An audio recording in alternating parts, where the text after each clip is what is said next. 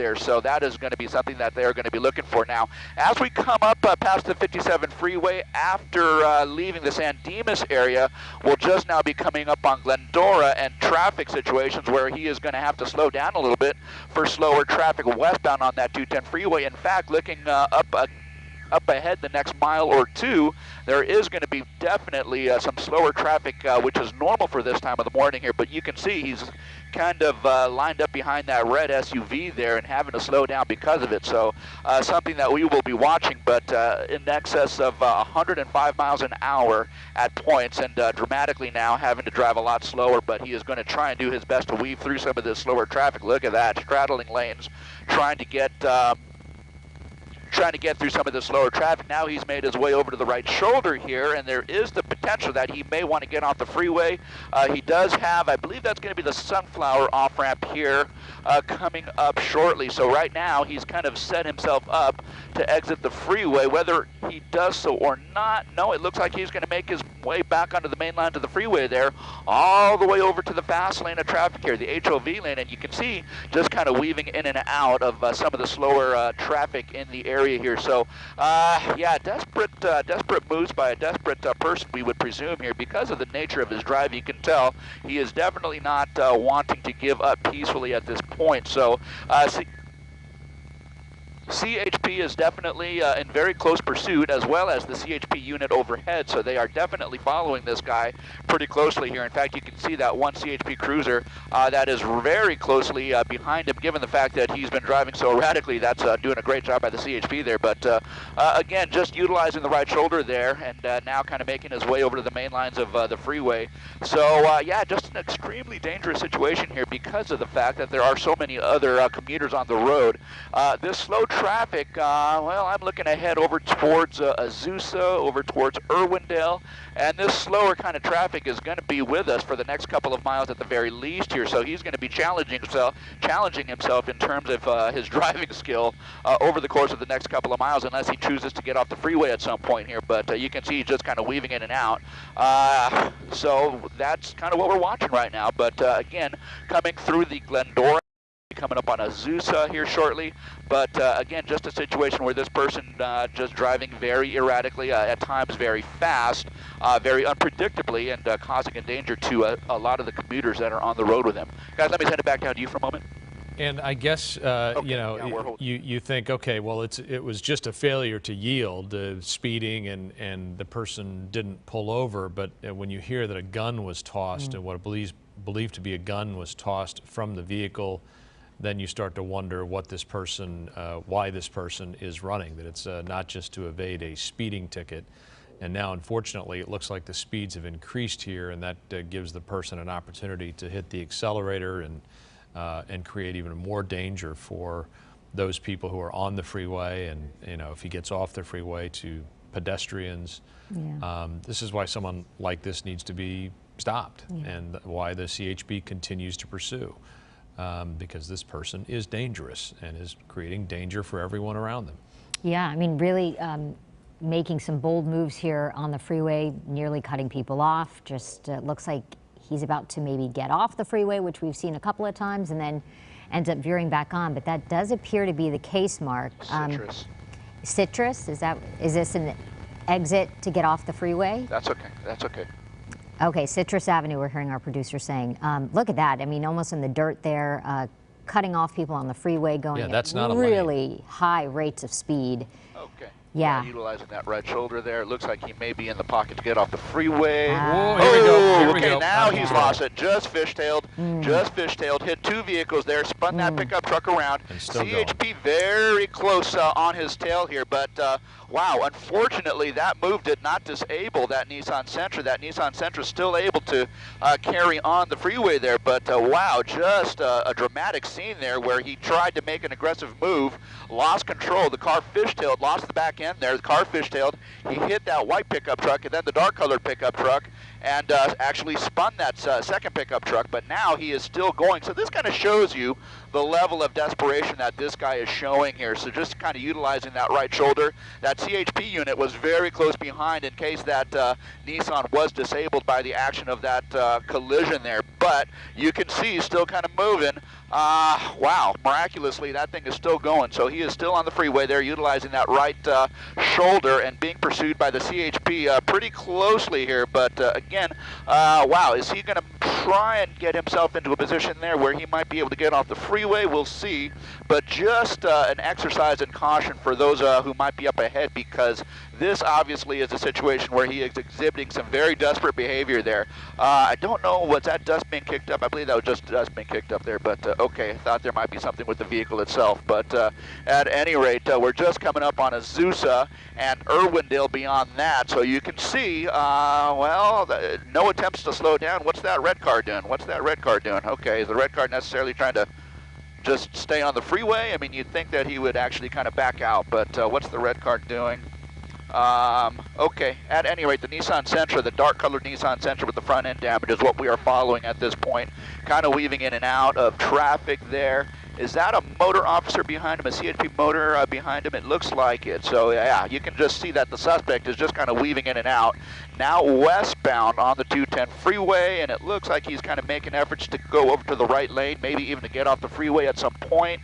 We'll watch and see what he does here. He has not done that in a way that would make us believe that he is really trying to lose the police, other than when he first came to air in the Laverne area, when he actually got off the 210 freeway east and then got right back on the 210 freeway west.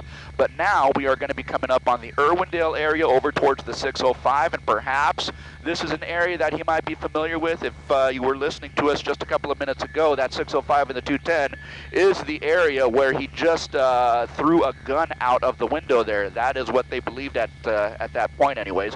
But now again, we're kind of returning to that area, into the Irwindale area, westbound side of the 210 freeway. We'll be coming up on Irwindale, we'll be coming up on the 605 freeway, and beyond that, we'll see what he chooses to do here. But some desperate moves by this guy, this suspect, who was initially wanted, from what we understand, for expired registration. Guys? And, okay. And the illustration of what we were just talking about a moment ago, putting people in danger, cavalierly hitting other vehicles, leaving them strewn about the freeway, and then just continuing on with his damaged vehicle. Again, continuing to put people at risk. This is the 210 freeway near the 605 at this point, going westbound. If you know anyone in that area, obviously try to stay off the freeway right now. Rare to see a motorcycle officer from the CHP in pursuit in this way. Typically, it is a radio car that is behind, but in this case we actually have a motor officer. Yeah, I mean, the one thing you could think about, a motorcycle officer, they can weave in and out of traffic the way he was, but they're not as defended as they would be inside of a police cruiser. So a little more kind vulnerable. Of a vulnerable, precarious situation, and I think what makes people so frustrated and angry when you see something like this is someone who has no regard for public safety, has already hit 2 innocent people that were minding their business on the freeway at 8 o'clock in the morning, and then continues on his way. And it's who else is he going to hurt in the process? So it's really difficult to see this, because obviously this person doesn't care who he hurts, and we're witnessing this car with some damage, thinking it could have been disabled there after the crash, but continuing to move at a pretty high rate of speed here on the 210. Okay, you think of a vehicle as I guess Mark wants to talk. Mark, go ahead. Okay. Yeah, his last chance, and he just may take it, is what we were saying here. He was just now coming up on the 605 freeway and utilizing the left lane of traffic here, but he did swerve over to the right, and now he is going to be on the transition to the 605 south. This is right in the area where he discarded that weapon, about 20 minutes ago here. So now, again, backtracking back south on the 605 freeway. Now, earlier on, when we first started hearing this pursuit, he was actually coming through downtown Los Angeles, eastbound on the 10 freeway. He made it to the 60, and then he made it to the northbound 605, and then up to the 210 freeway here. So you can kind of see he's okay, Aldo, thanks. He's now just kind of backtracking, and now 605 south from the 210 freeway there. You can see that motor officer that is, relatively close behind him, just kind of keeping tabs on him. We also have a CHP helicopter above that is also tracking this guy's movements here. So given the fact that he's now 605 south, traffic conditions up ahead down towards the 10 freeway, not very bad at all. So in fact, he is going to be able to maintain a certain speed that he wishes, but not too much in the way of traffic. A few cars here and there that he might have to weave in and out of, but nothing like what we were seeing on the 210 freeway just a couple of minutes ago here. So again, he's going to have a pretty good go of it as he makes his way southbound 605 over towards the 10 and perhaps over towards the 60, something we will be watching. But now, you know, of course, with the helicopters overhead, with the CHP in relative close proximity behind him, the chances of this guy getting away, actually getting away, are slimmer and slimmer. And now, given the fact that he's got some front end damage there, that might play into it at some point later on here, guys. The motor officer that's pursuing, is that officer alone, or are there units behind the motorcycle officer? Yeah, no, it's not just the one motor officer. There's at least 2 motor officers and a couple of cruisers that I can see behind him. And of course, as we mentioned, let's see, 1 cruiser, a couple of motorcycles, and well, no, more than 1 cruiser, at least 2 cruisers, and of course the CHP helicopter above here. So that's kind of what we're working with right now. So it looks like they do have the resources in place to be able to keep up to this guy. There's about as nice a shot as we can get into that driver door window there. 1 male suspect there. Is he wearing a cutoff shirt or something like that? But it looks like pretty moderate damage to the front end of that car here. So I'm actually kind of surprised that he hasn't sustained some kind of damage there, radiator damage, engine, tranny damage. So no leakage of fluids, no overheating, at least not yet. But that might still come into play over the next few minutes here. But some pretty substantial damage to the front of that Nissan. So it's still going. Again, south on the 605 freeway. We're just now coming up on Los Angeles Street, and as he kind of weaves in and out, he's making his way over towards the slower lane of traffic. Does he want to get off? Well, looks like he wants to get off. There you go. Oh, okay, I've got you there. I meant, well, just after left. All right, exiting the freeway there, so at some point, let's see what we've got here. Lower Azusa is what Rich is telling me there. He's kind of in that center lane, which is clear of any traffic at this point here, so let's see what he does. Okay, so busted through the red light, making a turn towards us. That's an eastbound turn, and now he's kind of going over that 605 freeway. Does he want to get right back on the freeway, or is he going to continue on an eastbound track? So it looks like he's passed up his opportunity to make a clean transition back to the North 605, but it looks like he's slowing down here. So I don't know what that means. Is any damage to his car starting to catch up to him, because he's certainly not traveling too fast, and maybe that's a good thing considering that we are on surface streets at this point here. Right now, we're eastbound, and well, let's see here. Eastbound, kind of coming through an industrial area, but in a matter of about a block and a half, we're going to be in a residential area here. So there are going to be people who are on the sidewalks who are going to be kind of watching what's going on here. So given the fact that there are going to be pedestrians in this residential neighborhood here, that might increase the level of danger for anyone who might be out and about. Right now, we're moving through that industrial zone here, and now we're going to be just now moving into that residential neighborhood. We're kind of where it shifts into that type of a scene here. So, well, yeah, 2 cruisers and 2 motorbikes right behind him now, but, well, not driving too fast, and that's probably a good thing, all things considered here. Hopefully he just decides to give up peacefully, but as you can see, and as you have been watching, some pretty desperate moves by what is likely a pretty desperate suspect here in this case here. But yeah, from this angle, you can really kind of see that hood tacoed, bent up because of the fact that he collided with 2 vehicles on the 210 freeway. Okay, that's going to be a pretty fast, a pretty aggressive move to the left. That's going to be a northbound turn into the residential area here, and so now it kind of makes you think, does he know where he's at? Is he familiar with the area? We've seen that many times with pursuits where suspects will bring us into an area of familiarity.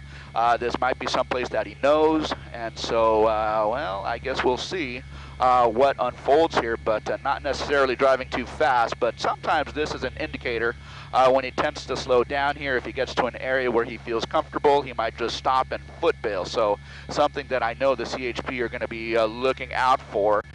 Typically when people drive, what's that? Okay, okay, thank you, Rich. According to Rich, Rich is telling us that he's been throwing some stuff out the window there. What that material is, we just don't know. But now, kind of making a left turn westbound and deeper into this residential neighborhood here. So, again, the CHP is going to be wary of a situation where this guy actually just abruptly stops and perhaps foot bails. So something that we will be watching out for as well. So now moving southbound, it's kind of a horseshoe type of a neighborhood here. Now moving southbound, not driving too fast. And again, the CHP helicopter overhead, we are watching him as well. Now it just kind of looks like we're driving in circles here. So is he trying to attract attention? Is he just trying to stall? Yeah, it's hard to know, but again, it just kind of gives me the vibe that maybe he does know where he is to some degree. Now he's just kind of circling the neighborhood. Maybe he is trying to attract attention here. Maybe he knows the neighborhood. Maybe he's waiting for someone to come out. Just don't know at this point here. There aren't too many entrances and exits to this neighborhood. Now he's just kind of circling that same block, So this is kind of what we're watching right now. Just kind of keep an eye out, Rich, if we start seeing people showing up on the outside of their houses here. But again, he's just kind of keeping that same pace. He's just coming around that horseshoe again. If he makes another left turn coming up here in 2 houses or so, we'll know that he is again just circling the block. Okay, now he's just kind of passing, continuing southbound, but still in the heart of this residential neighborhood. We are basically just about a quarter mile to the east of the 605 freeway here where he got off. And now, again, he's just kind of cruising the neighborhood. He's slowing down. Okay, slowing down. What is he going to do? Is he going to give up? Okay. We can see his hands. So, okay. It looks like maybe the beginnings of a termination here where he might be wanting to give up peacefully. The officers are not going to take any chances with this guy. They're going to give him some direct orders to exit the vehicle. They're going to want to see his hands at all times. But let's see what unfolds here. We have at least 1 cruiser and 2 motor officers down there, CHP unit above, and they're just kind of getting this guy to come out of his vehicle. Nice and slowly. They want to keep his hands in sight, no sudden movements, especially given the fact that this guy was potentially armed and dangerous, having thrown out that weapon at the 605 and the 210.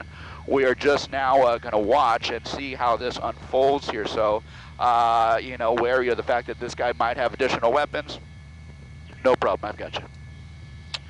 Wary of the fact that this guy might be additionally armed. Well, I guess he left his car in neutral or drive because there it goes. He's going to hit another car there. But at any rate, there he is on the ground. CHP officers, guns drawn. They are approaching the suspect here, and hopefully they will be able to take him into custody peacefully. It looks like that's what he intends, and that is going to be the best possible outcome at this point here. But given the fact that potentially people might have been hurt, especially on that 210 freeway heading down this way, he collided with a couple of pickup trucks. Hopefully they are going to be okay. But at any rate, that's going to create a traffic situation up on the 210. And now it looks like this guy's going to be in custody. A couple of CHP officers right there making an approach to the car, just clearing it of any additional suspects. There's the code 4, clear the trunk, and there you go. Guys? Wow. Yeah, we, you know, we witnessed really high rates of speed. You can see that the vehicle's damaged. Here's some video from earlier where this gray sedan crashed into 2 cars on the 210 freeway and then continued going for some time, and worried that he may hurt someone else. So this has now come to an end. Like Mark said, a gun was thrown out of the window at the 605 and the 210, and hopefully no one was hurt in that crash. Well, and you feel for those folks who, as you said earlier, Jess, are just minding their own business, driving to work, trying to go on with their lives, be productive citizens, and this guy comes and just hits them out of nowhere. For what? You know, to what end? It's absurd. And now he's in custody. So you just feel for those folks, and it's good to see that CHP got this guy into custody. All right, appreciate Mark Kono taking us through that as well.